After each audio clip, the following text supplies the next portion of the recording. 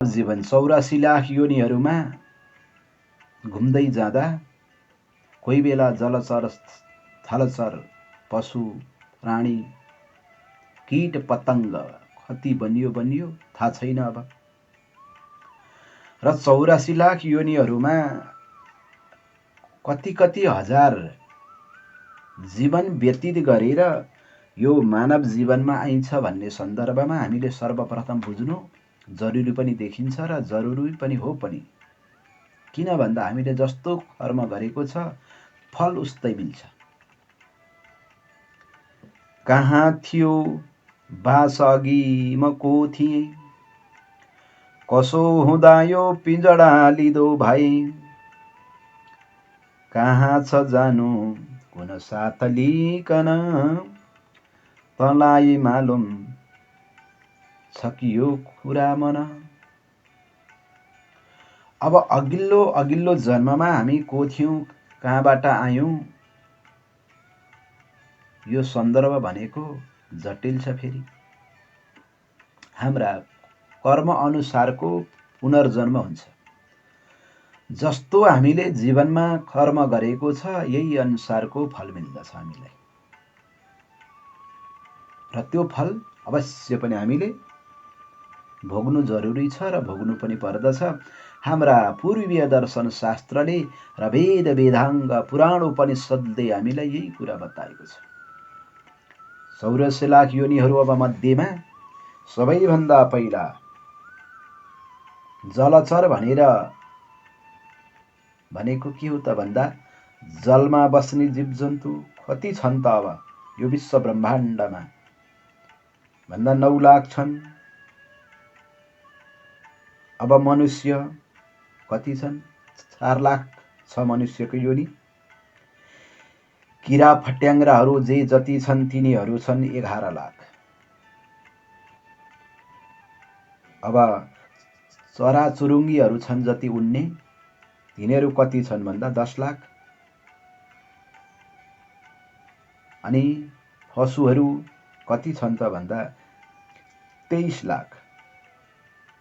र अब वृक्षहरू कति छन् 27 लाख। जम्मा गरेर 84 लाख योनिहरू हामीले बदल्नु पर्दछ।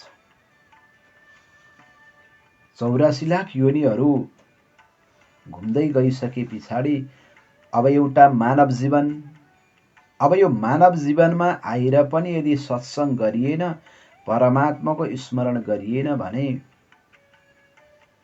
नरक गइन्छ, फेरि दुःख पाइन्छ। र त्यही कारणले गर्दाखेरि देवी देवताको स्मरण गर्नु पर्दछ भनेर बताइन्छ। परमात्माको स्तुति, आराधना, ध्यान, धारणा, समाधि यी कुराहरूलाई हामीले विशेष बुझ्नु पर्दछ। अब ग्रहहरू कतिवटा छन् त भन्दा 9 वटा ग्रह छन्। ईश्वर भनेको एउटा छ, अनि उमा एक, स्कन्द एक, विष्णु एक, ब्रह्मा एक हुनुहुन्छ, इन्द्र एक छ, यमराज एक छ, काल पनि एउटा छ, चित्रगुप्त एक, अग्नि एक छ, जल एक छ, पृथ्वी एउटा छ, विष्णु भगवान एउटा हुनुहुन्छ, इन्द्र एउटा हुनुहुन्छ, इन्द्राणी एउटा हुनुहुन्छ, प्रजापति एक छन्, सर्पहरू एक छन्। अब यसै गरी ब्रह्मा एक, विनायक एक हुनुहुन्छ, दुर्गा एक हुनुहुन्छ, वायु एउटा छ, आकाश एउटा छ, अश्विनी कुमारहरू एक छन्, इन्द्र एक छ, अग्नि एक, यमराज एक, नैऋत्य एक, वरुण एक, वायु एक, सोम एक, ईशान एक, ब्रह्मा एक, अनन्त एक, अष्टवसु 8 वटा, आदित्य 12 वटा, एकादश रुद्र 11 वटा, 16 मातरह मातृकाहरू 16 वटा छन्, गणेश एक हुनुहुन्छ, वायु 7 वटा छन् फेरि, अनि ब्रह्मा एक हुनुहुन्छ, विष्णु एक हुनुहुन्छ, रुद्र एक हुनुहुन्छ, अर्क एक हुनुहुन्छ र वनस्पति एक गरेर जम्मा 102 देवी देवताहरूको स्मरण गर्नु पर्दछ भनेर बताइएको छ। अब यसमा पनि विशेष रूपले हामीले बुझ्नुपर्ने कुरा के छ भने यो दूरदर्शी कुरा हो, जसले पनि आफूले आफैलाई सम्झाउने हो। यसमा यसैले अर्काको भनाइमा कुरा पुगेन अथवा चित्त बुझेन भने अरू उपाय या प्रमाणहरू खोज्नु पर्दछ, हेर्नु पर्दछ, छलफल गर्नु पर्दछ। पापीहरूलाई दुःख भोगाउने नरकहरू कति छन् त अब भन्दा तीमध्ये एउटै नरकमा कति समयसम्म असह्य कष्ट भोग्नु पर्दछ। कुकर्मका कारण धेरै र थोरै अनि ठुला साना पनि नरक छन्। तीमध्ये कति कल्पयुग वर्ष के हिसाब होला, हिसाब छैन त्यसको। र 84 नरकै 84 लाख छन्। अब अपराध त कति छन्, कति छौँ, लाखौँ, करोडौँ, अरबौँ हामीले गल्ती गरेको छ। बाणी नै पछि हामीले अपवित्र शब्द कुनै समयमा बोलेका होला, कतिलाई छल गरेको होला, कतिलाई खपट हामीले गरेको होला, कतिलाई हामीले ठगेको होला। अब कति हामी अपाङ्ग छौँ फेरि। अब राजा साहु, धनी गरिब, पण्डित मूर्ख, अपण्डित, कर्मचारी हाकिम, मन्त्री सचिव, वकिल, नेता, झगडिया, झुठो बोल्ने, अनि ब्राह्मण, क्षत्रिय, वैश्य, शूद्र, म्लेच्छ, अनि महान राम्रा नराम्रा, अपाङ्ग, साङ्ग, नपुंसक, चोर्ने, ठग्ने, ढाँट्ने, मार्ने, मार्न लगाउने र लुट्ने अनि रण्डीबाजीहरू गर्ने। यति मात्र होइन, दूत विद्या, मद्यपान गर्ने, मांसाहारी गर्ने, धूम्रपान गर्ने लगायतका सम्पूर्ण नरनारीहरू अन्तरात्माका ज्ञानी ज्ञान रूपी दीप प्रज्वलित नभइकन सबैले सत्कर्म गरेर विगत र भविष्यका भावी पुस्ता लगायत वर्तमान सम्पूर्ण प्राणी मात्रमा दया र सत्कर्म गर्ने सद्बुद्धि सर्वेश्वर भगवान प्रदान गर्नुहुन्छ। भगवानले एउटा योनिबाट अर्को योनिमा जानका निमित्त हामीले के कस्तो कर्म गरेको छ त्यो अनुसारको फल हामीले भोग्नु पर्दछ। धर्मराज भनेर हामी भन्दछौँ नि, भनेको जुन व्यक्तिले के कस्तो कर्म गरेको छ त्यसलाई हेर्नेवाला धर्मराज। अब ती धर्मराजका पनि सेनापतिहरू हुन्छन् जसलाई भनिन्छ यमराज। अब यमराजहरू आउँछन्, उदाहरण धेरै छन्। श्रीमद् भागवत महापुराणलाई नै हेर्ने हो भने पञ्चम स्कन्धमा नरकको वर्णन गरिएको छ, अनि अर्को फेरि षष्ठम स्कन्धमा गएर अजामिलको उपाख्यान बताइएको छ। अजामिल नाम गरिएको मानिस पनि ब्राह्मणकै छोरा थिए। सारा वेद व्याकरण आदि सबै विद्या अध्ययन गरेको, उच्च कुलीन कन्यासँग विवाह पनि भएछ। मातापिता धेरै धार्मिक स्वभावका हुनुहुन्थ्यो। अजामिल एउटी शूद्र स्त्रीसँग सहवास गर्न थालेछ। थाहा भयो, मातापिता सन्ततिलाई सबै छोडिदियो उसले। अब अन्तिममा गएर जङ्गलमा बस्न लाग्यो। अब त्यो बेस्यासँग दिन कटाउन लाग्यो। दिन बित्दै बित्दै गए, धेरै सन्तानहरू भए। नराम्रा नराम्रा जीव हत्या उसले गर्न लाग्यो। अब जीव जन्तु मार्ने, ल्याउने, खाने गर्न लाग्यो। के हो त भन्दा सत्सङ्गले गर्दाखेरि पनि हाम्रो मन बिग्रिन्छ, बानी बिग्रिन्छ।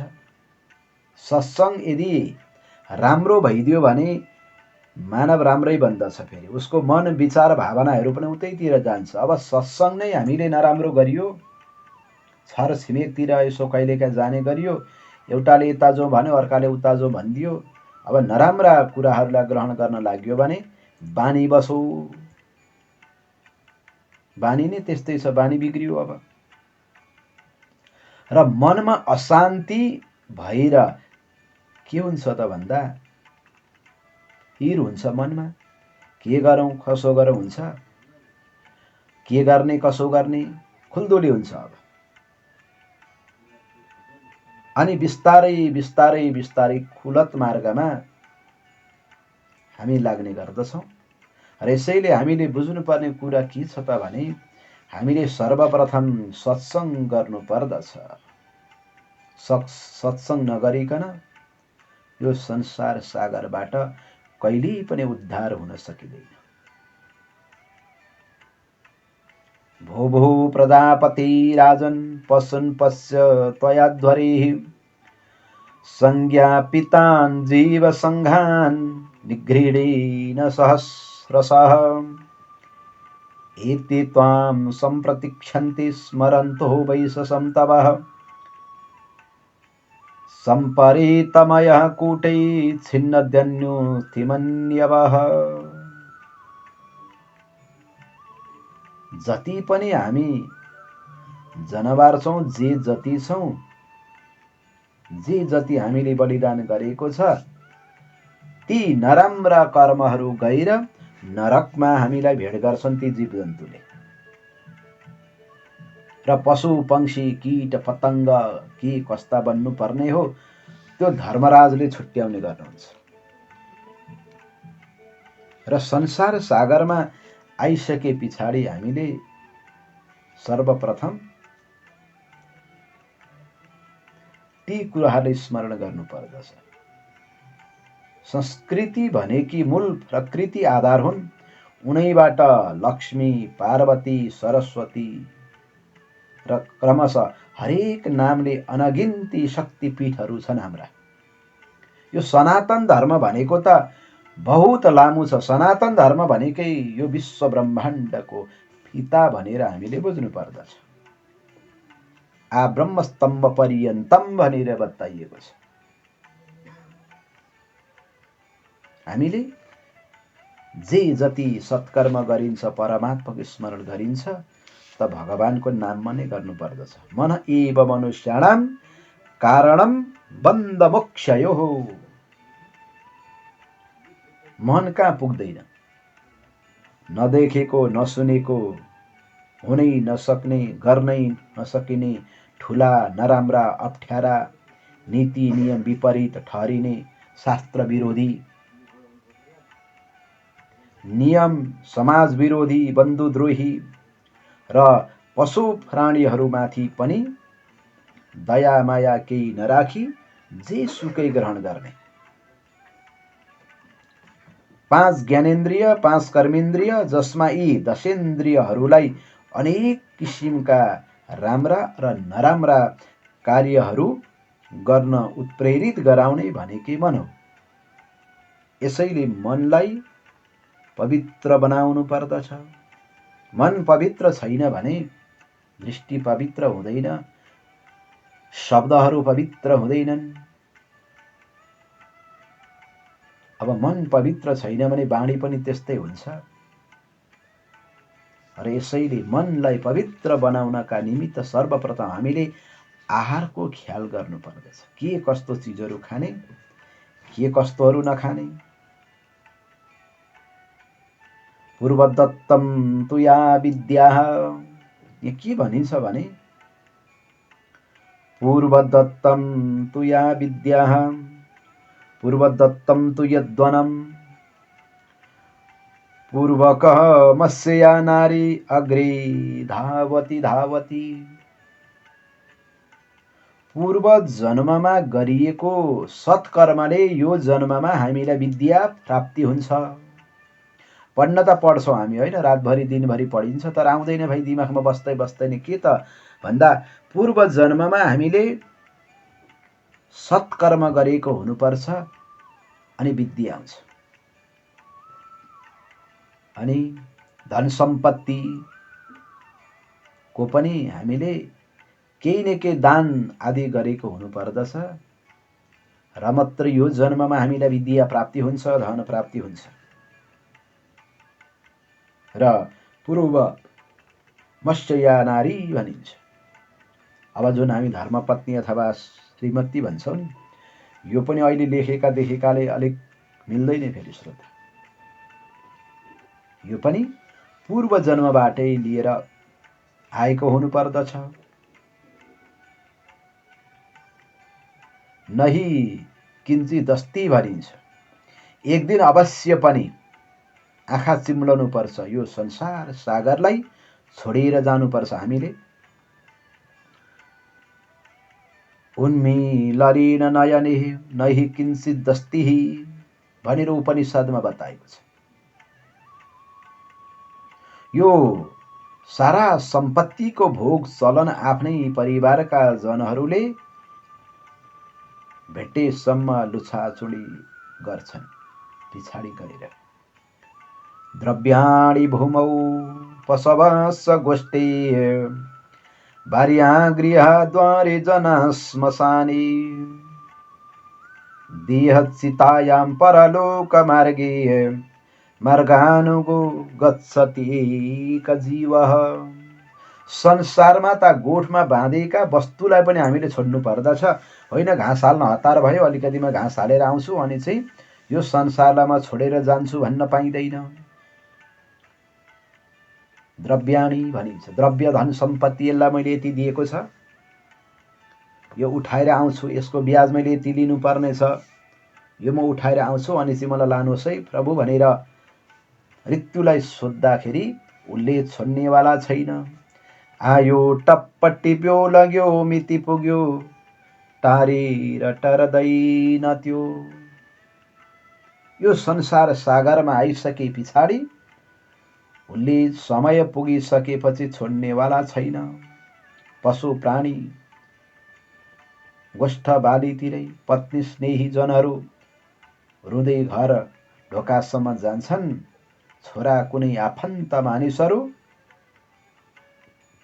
मसान घाटसम्म पुग्छन्। त्यहाँभन्दा अगाडि जानेवाला कोही छैन फेरि संसारमा। एक्लै आउनुपर्छ। यो संसार सागरबाट अन्तिम समयमा छोडेर जाने पनि एक्लै हो। होइन हिजोसम्म बडा मिलिएको थियो, हजुर त मेरा राम्रा मित्र हुनुहुन्थ्यो, जाउँ न त सँगै अब भन्दा त्यो मित्र पनि जानेवाला छैन। यो संसार कस्तो छ त भन्दा स्वार्थी संसार छ। हुन्जेलसम्म सबैले हाई हाई गर्छन्,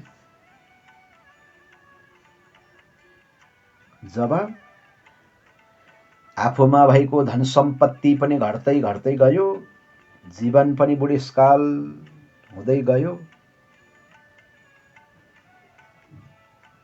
सक्न छोडियो, गर्न सक्न छोडियो, हातगोडा पनि बसे, साथी छ एउटा लौरो मात्रै। त्यो वृद्ध मानवका लागि त्यो आँगन पनि परदेश समान भएको छ। घरबाट बाहिर निस्किन सक्दैन। अनि घाँटी घुर घुर गर्छ। कण्ठम घुर घुरायते, घाँटीमा कफ जमेको छ, खकार आदि जमेको छ। त्यसलाई बाहिर निकाल्न पनि सकिँदैन, भित्र पसाउन पनि सकिँदैन, रातभरि निन्द्रा लाग्दैन। अनि घाँटी घुर घुर गर्छ। अनि घरका सन्ततिहरू हिजो राम्रा मान्ने, हिजो बुवा भन्ने, आमा भन्ने, मामा माइजू भन्ने, दाजु, आफ्नो साइनो अनुसारको शब्द बाणीहरू प्रयोग गरेर बोलाउनेवाला व्यक्ति पनि अब पछाडि सर्दै सर्दै सर्दै जान्छ। उसले पनि देख्नेवाला छैन, उसले हेर्दैन फेरि। अब हिजोसम्म माया र ममता गरेर हुर्काएको यो मानव शरीर जब वृद्ध हुँदै गयो, राल सिगान खकार आदि सबै शरीरबाट निस्किन थाल्यो, शरीर मैलो छ, डङडङ्गी गनाएको छ, त्यसका छेउमा जानेवाला कोही छैन। अनि बिस्तारै बिस्तारै ऊ एक्लो हुन्छ संसारमा। साथ दिनेवाला भनेको एउटा परमात्मा हुनुहुन्छ, तर त्यो परमात्मालाई जीवनभर भज्दै भज्दिएन, जीवनभर त्यसको नामै उच्चारण गरिएन। जसले अन्तिममा साथ दिन्छ नि, त्यो साथ दिनेवाला व्यक्ति कोही छैन।